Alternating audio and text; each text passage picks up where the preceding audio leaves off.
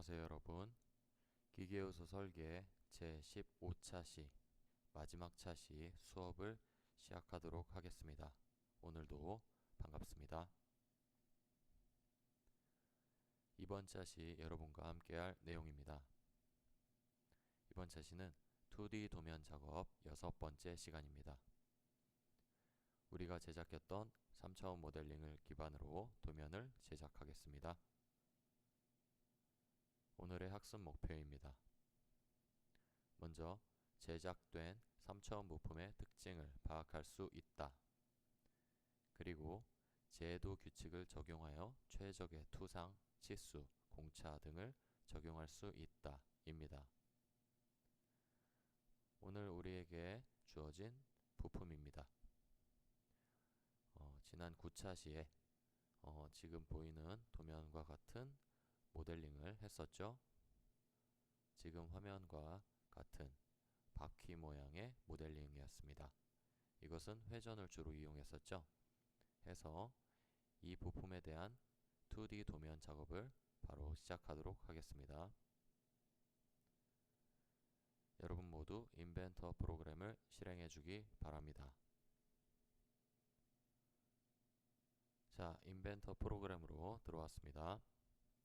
자, 선생님이 화면에 9차 시의 부품 내용을 가져왔어요. 오늘은 요거에 대해서 만들어 볼 건데 한번 돌려보면서 오늘 할 작업에 대한 부품 파악을 한번 해봅니다. 자, 파악이 완료가 되었다면 우리가 제작한 도면 양식 불러오고요. 이곳에 바로 작업 시작합니다. 자, 먼저 기준이 되는 정면도를 선정을 해야 되는데 사실 요거 같은 경우에는 요것도 특징적인 면이 될 수 있고 요 또한 특징적인 면이 될 수 있는데 통상 원형 모양은 옆에서 본 모양을 정면도로 채택을 합니다.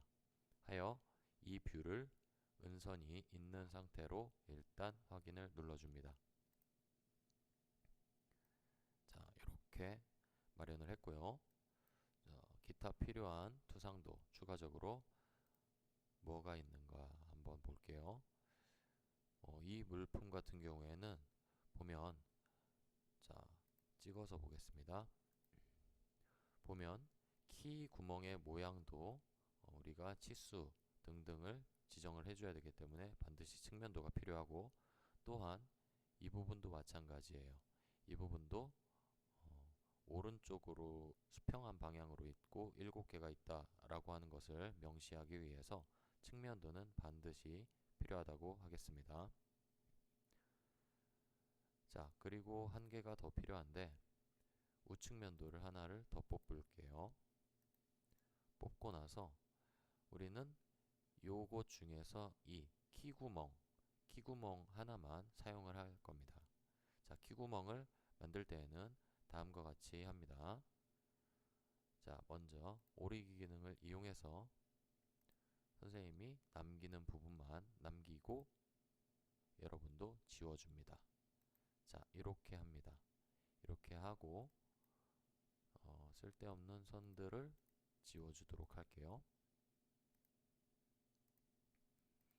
자, 이렇게 사용하지 않는 선들을 가시성을 제거해주고 이렇게 반만 남은 키 구멍을 만들어줍니다. 이곳에도 키 구멍이 있지만 여기에다가 나타내기에는 치수 선들이 침범하는 범위가 생기기 때문에 이게 도면의 많은 부분을 차지하지 않는다면 오른쪽에 따로 나타내주는 것이 좋습니다.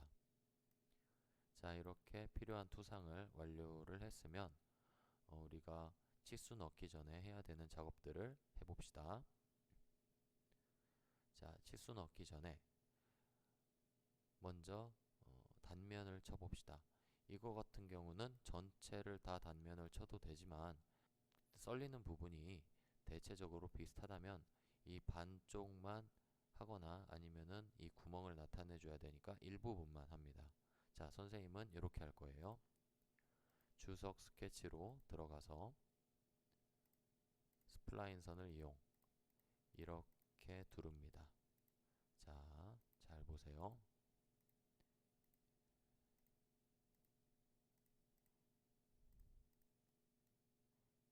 이런 식으로 둘러줍니다. 그리고 마무리. 그리고 이걸 브레이크아웃, 즉 단면화하면 어떤 모양이 될까요? 자, 깊이는 어떤 것을 선택하느냐, 이거나 이것을 선택하면 안 됩니다. 요거 같은 경우에는 이 부분이죠. 그럼 요렇게 썰리기 때문에 안 되고요. 여기 아랫부분, 이 부분이나 아니면 맨 윗부분, 요 부분을 선택을 해주면 됩니다. 선생님은 아래를 선택하겠습니다. 자, 눌렀다면 확인을 눌러주세요. 자, 다음과 같이 키구멍을 포함한 이 구멍 부분이 썰리게 되었고, 이 아랫부분은 보여지는 그대로입니다. 자, 숨은 선을 해제해 줄게요. 자, 숨은 선을 해제해 줍니다. 그러면 조금 더 깔끔해졌죠? 자, 그 다음에 자, 요 부분도 우리가 이 부분이 뭔가 싶죠? 이 부분은 이거예요. 지금 이 부분이 보이는 건데 사실상 요거 같은 경우에는 보이는 게 맞지만 깔끔하게 정리를 해 두어도 괜찮습니다. 자, 일단 놔두고요. 자, 이 부분 같은 경우에는 우리가 도면으로 돌아갔을 때 자, 이렇게 라운딩 되어 있는 부분이 있어요. 그런데 여기에는 실선이 보이지가 않죠. 가는 선이. 그래서 이 부분도 보이게끔 만들겠습니다. 자, 더블 클릭을 해서 모형 상태 화면 표시 옵션에서 접하는 모서리를 선택을 해야 되는데 전 시간 얘기했듯이 이것은 이 스타일을 따라옵니다. 이것은 기준으로부터의 스타일인데 이것을 해제해주면 이것으로 단독으로 우리가 해줄 수가 있어요. 즉 화면 표시 옵션에서 접하는 모서리를 확인을 해주면 이러한 라운딩된 모양을 잘 나타내게끔 할 수 있습니다. 자, 다음입니다. 단면을 쳐 주었으니 우리가 할 작업은 원통 모양의 중심 표식을 해주는 것입니다. 자, 원통이 지나가는 부분을 양쪽을 다 하겠습니다. 자, 봅시다. 요 가운데 원통이 지난다 라고 하면은 이것과 이것을 누르면 될까요? 아니면 이것을 누르면 될까요? 어떤 거라고 생각하나요? 조금 젊게 가운데니까 이게 맞다고 생각하나요? 자, 볼게요. 중심 표식을 이용해서 여기에 중심을 보겠습니다. 이렇게 늘리면 왼쪽으로 쭉 늘려볼게요. 어떻습니까? 같습니까? 차이가 있죠. 즉, 이 선은 중심선이 아닌 겁니다. 이 선은 이 점으로부터 비롯된 겁니다. 지금 이 마우스가 위치한 점이요. 따라서 이 선은 이 선과 이 선과의 사이는 지름이 될 수가 없어요. 즉, 이 두 개를 클릭하면 안 되고 뭐 이것과 이것을 선택하면 정확한 중심을 우리가 가질 수 있겠네요. 볼까요? 일치하죠? 그래서 이렇게 해줍니다. 자, 다음입니다. 중심 표식을 요곳에 이렇게 해주도록 하고요. 위로 좀 빼주고 다음 이것도 원통이기 때문에 이런 식으로 해줍니다. 자, 그렇게 해주고요. 또 이렇게 아래로 내려줄 필요가 있어요. 자, 그것은 뭐냐면 이 원통 하나하나가 중심선이 내포되어야 하기 때문입니다. 따라서 이 각 원통별로 이렇게 중심선을 마련을 해줍니다.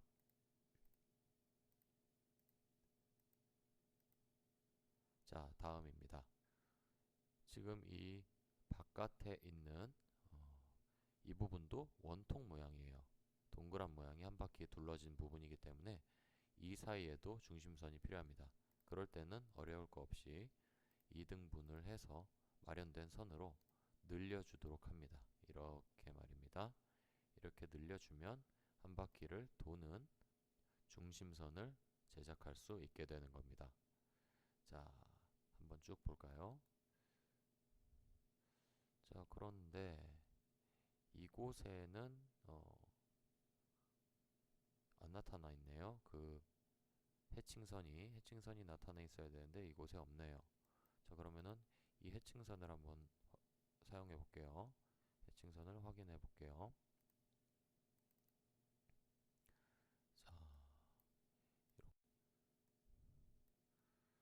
선생님이 해보니까 이 부분을 좀 더 아래로 쭉 당겨주니까 나타났어요. 이게 원래는 좁아도 상관없이 나타나야 하는데 일단 늘리니까는 지금 나타났습니다. 자, 모쪼록 자, 단면 부분을 모두 쳤고요. 중심선 부분도 모두 이상 없이 완료를 해놨습니다. 자, 적당한 위치에 배열을 해놓고 자, 지금부터 작성을 시작합니다.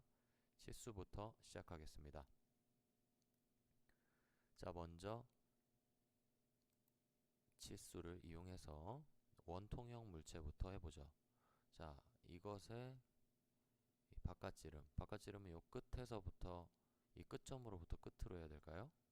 자, 요 파일을 얘기하는 겁니다. 이걸 해야 될까요? 자, 이것을 하지 않고 우리는 이렇게 할 거예요. 이 원의 중심과 이 아래 원의 중심까지의 거리로다가 우리가 지정을 해줄 겁니다. 그리고 이것은 파이이므로 파이를 맨 앞에다가 적어 두도록 하고요. 자, 다음 폭입니다. 폭. 자, 폭은 지금 여기부터 여기라고 할 수 있겠죠? 자, 요거부터 여기인데 이것은 사실 요거 구체 원형의 크기와 동일하니까 요거를 그냥 이렇게 파이라고 해 주어도 괜찮습니다. 자, 다음입니다. 요 안에 있는 이 두꺼운 원통입니다. 자, 두꺼운 원통에 파이를 지정해 줍니다. 이렇게 하고 자, 길이는 어떻게 되죠? 여기부터 여기까지 이렇게 쭉 내려서 배치를 해 줍니다. 자, 그런데 지금 이 사이에 10이라는 수치가 22, 요 뚱뚱한 면으로부터 얼마 떨어져 있느냐? 우리 제작할 때 좌우가 대칭이었죠? 자, 그럴 때에는 요거를 쭉 내려서 하거나 실선으로 보이니까 요거를 그냥 하나 이렇게 제작을 해주면 간단하게 우리가 좌우가 대칭인 구간에 위치한다 라고 알 수 있습니다. 자, 다음입니다. 안에 있는 원통이겠죠. 안에 있는 원통은 자, 요것과 요것이 파이가 아니라는 건 아까 선생님이 설명을 했어요. 그러면 파이를 어떻게 해야 되느냐?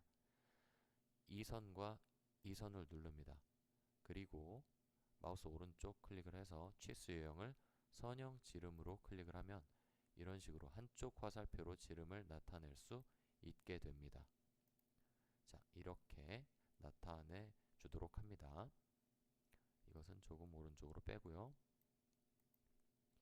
자, 다음입니다. 그러면 뭐가 남았죠? 키구멍 하나 남았나요? 네. 아, 이쪽 원통도 있죠? 자, 이 키구멍 먼저 하겠습니다. 자, 이 키구멍 같은 경우에는 치수를 이렇게 합니다. 먼저 여기와 여기 사이의 거리를 선형 대칭으로, 즉 이 두께를 8이라고 했죠. 8이라는 치수와 이 높이가 필요한데 높이 같은 경우에는 이곳과 이 끝을 선택을 합니다. 자, 다시 하겠습니다. 이 끝점과 여기 사이의 거리로 책정을 해서 지정을 합니다. 자, 요렇게 키구멍 같은 경우에는 이렇게 마련을 해요. 물론 여기 뒤에 치수 뒤에 어떠한 공차값도 있고 지금 이 높이에도 공차값이 있는데 그것은 지금은 일단 생략하고 넘어가도록 할게요. 자, 이렇게 하고 두께 같은 경우에는 관통이니까 생략을 하고요. 자, 다음입니다. 지금 이것이 원형 모양, 그러니까 원기둥 모양이라는 것이 사실 여기 어떤 것을 봐도 나타나지가 않아요. 즉, 이 가운데 부분이 원기둥 모양이다 라고 하는 것을 나타내 주기 위해서 우리가 사용하는 것은 부분 회전 단면도입니다. 부분적으로 회전을 해서 단면을 치는 건데 그것을 하는 것을 알려줄게요. 자, 그것은 주석 스케치에 합니다. 자, 이곳에 회전 단면을 해도 되지만 이곳에 지금 이게 상당히 놀고 있죠. 그래서 이곳에 하도록 합니다. 주석, 활성화, 스케치. 그리고 뭐 어느 곳에도 크게 상관은 없을 것 같습니다만 우측 이쪽 기둥에다가 할게요. 원을 하나를 이렇게 그어주세요. 이렇게 중심이 잘 안 붙으니까 그냥 그린 다음에 이 선과 접선, 이 선과 접선 이렇게 만들어 줍니다. 자, 그러면 적당한 위치, 어떠한 치수가 필요하진 않아요. 자, 그리고 부분 회전 단면의 그 외곽선 같은 경우에는 우리가 굵은 실선 처리하지 않습니다. 가는 실선 처리로 남겨두고요. 그리고 이 부분을 해칭을 해줘야 돼요. 단면을 치는 거니까. 그래서 해치 영역을 눌러줍니다. 그리고 이것을 눌러주면 이렇게 요런 것과 같이 해치 영역을 표시를 해줄 수가 있어요. 자, 축적을 1보다 작게, 예를 들어 0.7 정도로 하면 이 선의 간격을 좀 더 줄일 수가 있어요. 한 0.5로 해볼까요? 네, 이 상태로 뭐 각도도 설정을 해서 할 수 있다라고 하는 거 알아둡니다. 확인을 눌러보면 이런 식으로 마련이 됩니다. 스케치 마무리를 눌러볼까요? 자, 깔끔하게 이 부분이 회전 단면 처리가 되었네요. 자, 이 부분도 우리가 중심 표식을 해주고 이 부분에 대해서 치수를 넣어줘야 됩니다. 그럴 때 우리는 이렇게 넣어주면 간단합니다. 자, 그런데 이 기둥이 몇 개가 있다? 7개가 있죠. 그래서 7-를 붙여주면 더욱 완벽한 치수가 마련이 됩니다. 자, 이 파이 8짜리 기둥의 높이는 어차피 이 아래에 있는 보스 부분과 맨 가생에 있는 이 핸들 부분까지의 치수가 명시가 되어 있기 때문에 따로 지정해 줄 필요가 없어요. 자, 그렇기 때문에 이렇게 놔두고 쭉 봅니다. 어떤 부분에 치수가 안 되었나? 자, 이 부분의 라운딩, 그리고 여기 각각의 라운딩이 아직 안 되었네요. 자, 저 부분들도 확인해 줍시다. 이렇게 해주고 R3을 지정해주고 또한 이쪽도 마찬가지입니다. 이렇게 해서 R1을 지정을 해주는데 적당히 이쁘게 붙을 만한 위치에다가 해줍니다. 자, 이렇게 해주면 R1짜리 라운딩을 했고요.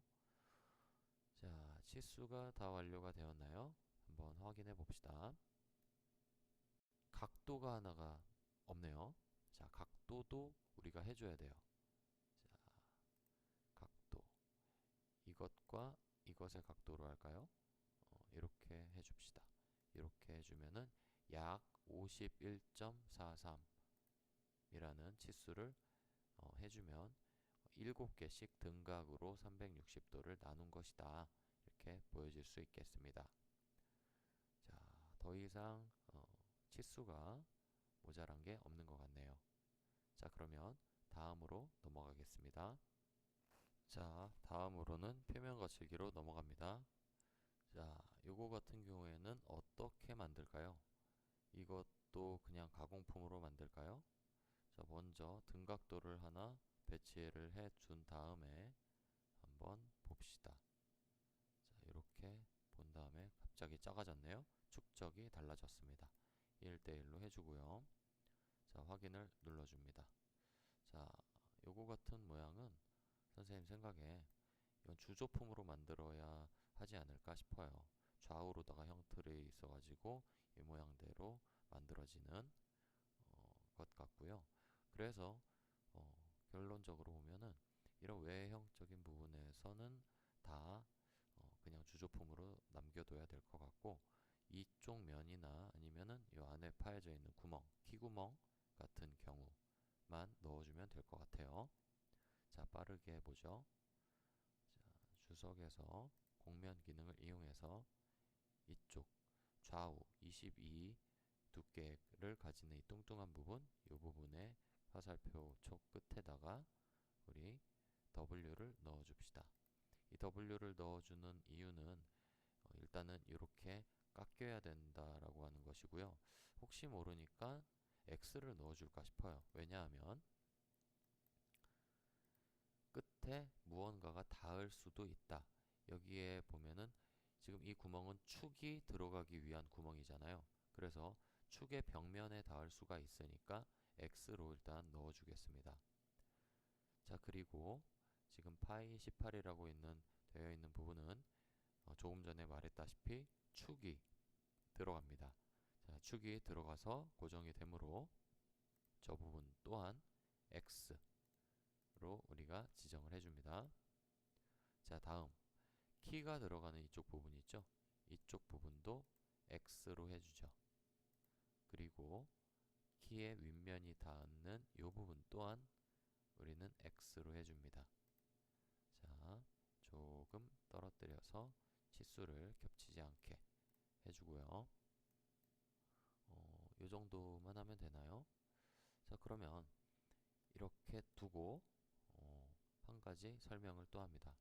이번에는 끼워 맞춤 공차를 적용을 해볼 건데요. 조금 전 쌤이 이곳에 무엇이 들어간다 했죠? 축이 이렇게 가로질러 들어간다고 했습니다. 자, 축이 가로질러 들어갈 때는 뭐죠? 무슨 끼워 맞춤이죠? 헐거움입니까? 중간입니까? 억지입니까? 자, 이것은 설치돼서 고정이니까 중간 끼워 맞춤을 하면 됩니다. 자, 중간 끼워 맞춤 할 때는 어떻게 하면 된다고 했죠? 구멍에는 H를 넣고 뒤에 정밀도는 7로 넣는다고 했습니다. 자, 그러면은 이것이 들어가는 축에는 어떠한 끼워 맞춤을 넣으면 될까요? 파이 18에 자, 그 축에는 이렇게 넣으면 되겠죠. 축에 들어갈 IT 공차는 파이 18에 몇일까요? 중간 끼워 맞춤이니까 이쪽도 H고 뒤에는 정밀도 6 이렇게 하면 되겠죠. 자, 이거는 도면에 넣는 게 아니라 참고적으로 알아두라고 여러분한테 표시해 주기 위해서 이렇게 적어줍니다. 자, 다음입니다. 키가 들어가는 이 부분이에요. 키. 자, 키는 우리가 가공하는 게 아니에요. 자, 키는 가공하는 게 아니기 때문에 키는 가공품이 아닙니다. 따라서 우리가 조절할 수 있는 것은 구멍을 조절해 줘야 돼요. 자, 그러면은 구멍을 우리가 조절해야 되는데 키 같은 경우에는 이 축이 여기에 넣어져서 돌아가기 때문에 빠지면 안 됩니다. 그래서 이 뒤에는 자, 구멍이니까 대문자이고 억지 끼워 맞춤을 해야 됩니다. 자, 억지 끼워 맞추면 H보다 뒤에 있는 거여야 돼요. 대표적으로 JS라고 하는 공차가 있습니다. 그래서 JS 9 정도 넣어주면 된다고 할 수 있겠습니다. 자, 치수에 이렇게 끼워 맞춤을 넣는 것은 이것에 어떻게 조립이 어떤 식으로 되는가 요거를 반드시 체크를 해줘야 됩니다. 그럼 여기다 적어줄게요. IT 공차는 끼워 맞춤 공차를 얘기하는 겁니다. 자, 참고적으로 꼭 알아두도록 하고요. 자, 다음입니다. 끼워 맞춤 공차를 했습니다. 그러면 형상 공차가 있는데 이 제품 같은 경우에는 기준으로 잡을 면이 사실 이 파이 18 부분인데 여길 대상으로 어딘가에 형상 공차를 넣을 부분이 딱히 없기 때문에 이 부품은 형상 공차를 생략해도 된다고 보아져요. 자, 그러면 대표 거칠기를 쌤이 기입을 빠르게 한번 해볼게요. 도면 자원에서 스케치 기호에 새 기호 정의 해서 원을 파이 15로 하고 이것에 대한 선의 굵기는 0.5로 하며 폴리곤을 이용해서 삼각형을 그려준다고 했고 또 이것을 선을 이용해서 이렇게 늘려주고 동일 선상 치수까지 7mm 여기도 7mm 자, 완성이네요. 자, 그리고 요것을 갖다가 우리가 적당하게 복사 위치로 복사하고 종료한 후 텍스트 기능을 이용해서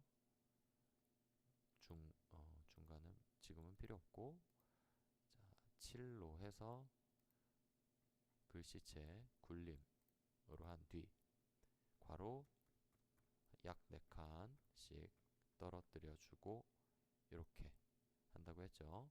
자, 이렇게 해서 드래그를 해주고, 자, 이 부분을 조금 더 당겨주면 좋겠네요. 자, 됐고요. 주조품이, 그러니까 주조라는 것이 기본 거칠기니까 이것을 주조로 바꿔야겠죠. 자, 주조로 바꿔주는 방법은 이렇게만 하면 됩니다. 내접원을 그리고 위에 선을 하나를 빼주고, 자, 그러면 텍스트 기능으로 나머지를 채워줍시다. 5 크기로 중간중간 우리가 하는 부품, 예를 들어 43번 부품이니까 43으로 쓸게요. 자, 그리고 하나 더, 이것을 아예 복사해 버릴까요? 두 개를 복사해서 하나는 여기에 딱 붙이고, 자, 하나는 여기에 들어가는 게 무엇이 있죠? X가 있고, X 하나 있네요. 그런데 Y로 하나를 바꿔줄 거니까 Y를 하나 넣을게요. 자, 이것을 X로 바꾸고, 이것을 Y로 바꾸고, 그러면 여기에 등장하는 것은 X와 Y가 된다. X와 Y가 된다 라고 하는 의미입니다. 자, 이렇게 마무리를 해서 대표 거칠기 저장을 한 다음 더블 클릭해서 적당한 데 찍어둡니다. 자, 쌤이 Y로 하나를 만든다고 했죠? Y가 어떤 부분이냐면 지금 파이 18 이 내벽입니다. 지금 파이 18에 H7이라고 하는 끼워 맞춤 공차를 주었잖아요. 이 H7 정도 가공이 된 수준이다 하면은 이 거칠기의 의미가 사실은 거의 Y에 가깝습니다. 자, 그래서 요약을 한다면, 여기에 적어준다면, IT 공차가 있는 부분은 거칠기는 Y로 합니다.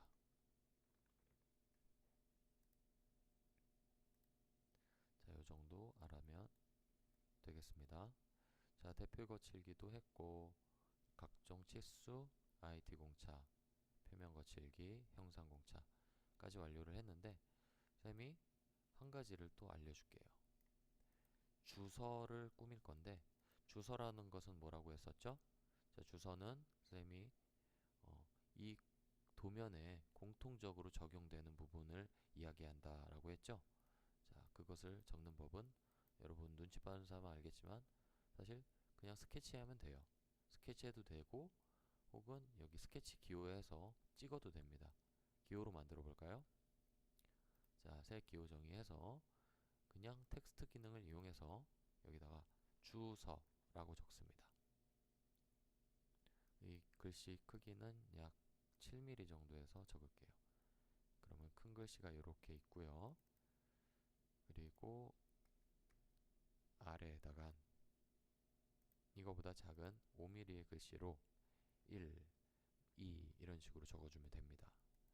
자, 지금 여기에 들어갈 것은 보통 통상적으로는 일반 공차를 넣는데, 이 일반 공차의 수치는 외울 필요까지는 없어요. 규격집이라는 거에 다 나와요.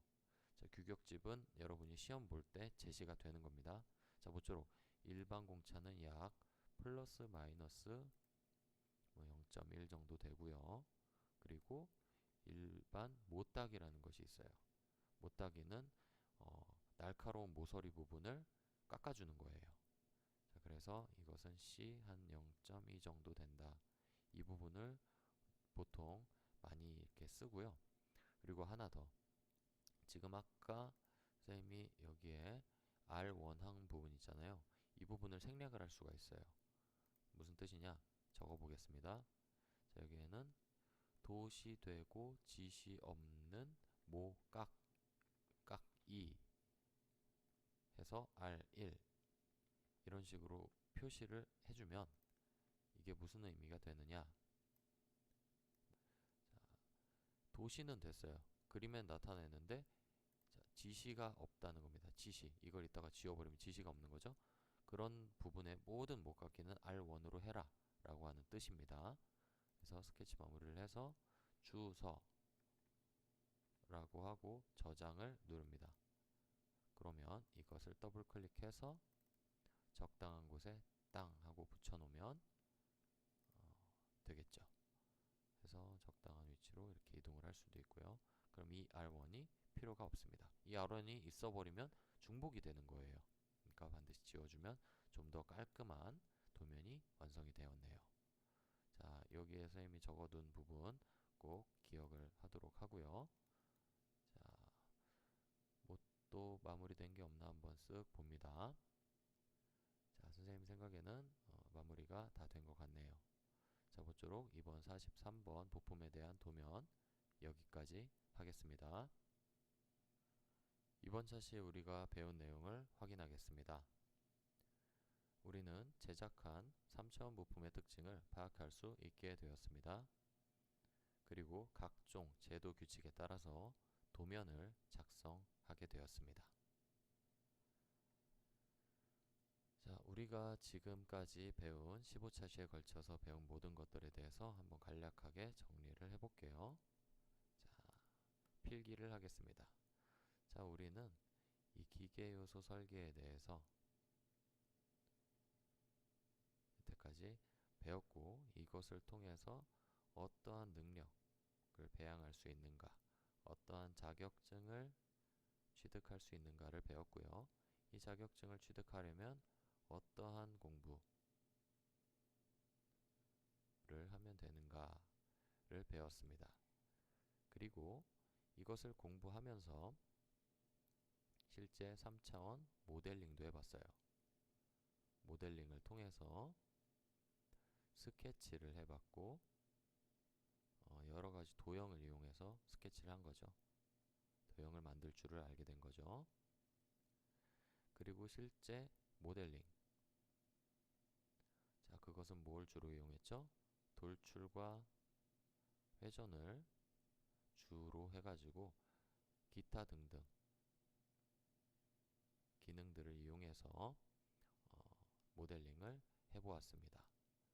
자, 그리고 이 모델링을 기반으로다가 도면화를 했어요. 도면화를 했는데 우리가 최초 도면의 양식을 꾸며봤고요. 그리고 도면에 들어가야 되는 기초적인 지식 또한 배양하게 되었습니다. 그것은 크게 5가지가 되어 있었죠. 먼저 투상법에 관한 것, 그리고 치수에 관한 것, 그리고 끼워 맞춤 공차에 관한 것, 다음 표면 거칠기, 그리고 마지막으로 형상 공차. 여기에 대한 기초적인 지식들을 모두 배웠어요. 그리고 플러스 실제 도면에 적용을 하는 법에 대해서 다 배웠습니다. 사실 이것만 배운다고 해서 이 기계요소 설계를 다 완료한 것은 사실은 아닙니다. 여기에다가 더 알파, 플러스 알파가 되는 알아야 되는 부분들이 몇 가지가 사실은 더 있어요. 뭐 예를 들어서 KS, 우리나라는 KS, 코리안 스탠다드 인더스트리 해가지고 KS죠. 그래서 KS 규격이라는 것을 알아야 돼요. KS 규격을 알아야 도면에서 치수를 잡을 때 이것에 따라서 해야 되기 때문에 반드시 우리가 도면 작업할 때 가지고 있어야 돼요. Alt 탭 하면서 작업을 해야 돼요. 반드시 가지고 있어야 하는 부분입니다. 뭐 이런 부분이라거나 혹은 우리가 아직 제대로 공부를 많은 시간 투자해서 하지를 않았었기 때문에 실제 여러분이 물품의 특징과 원리, 이 원리를 하면 조립 도입된 원리나 혹은 구동되는 원리를 알아야 이러한 형상공차나 표면 거칠기를 실제 적용을 원활하게 할 수 있는 겁니다. 그래서 이런 부분도 여러분이 따로 공부를 열심히 해야 합니다. 시간이 더 되거나 하면은 선생님이 기회가 돼서 여러분과 더 학습을 하면은 좋겠지만, 혹시 모르니 이런 부분은 반드시 플러스 알파 부분 알아야 된다라고 하는 거 알아두고 여러분이 필요시에 꼭 공부를 하기를 바라는 마음에 적어둡니다. 별표입니다. 자, 해서 지금 여기 1차 시부터 15차 시까지 배웠었던 모든 내용을 한번 정리해 보았어요. 자, 어떻게 여러분 많이 배운 것 같나요? 많이 알게 되었으면 쌤은 많이 기쁠 것 같네요. 자, 오늘도 수고했고 지금 15차 시까지 이 긴 강의를 따라오느라고 매우 고생했고 고맙습니다. 선생님은 여러분과 함께 학습하게 되어서 매우 기쁩니다. 나중에 선생님과 또 학습하는 기회가 온다면 여러분과 더욱더 재미있고 알찬 실습 내용으로 즐거운 분위기 아래 수업을 하고 싶네요. 다음에는 좀 더 많은 내용을 철저하게 준비를 해서 여러분한테 더 좋은 모습으로 찾아오도록 하겠습니다. 그럼 여러분, 지금까지 수고했습니다.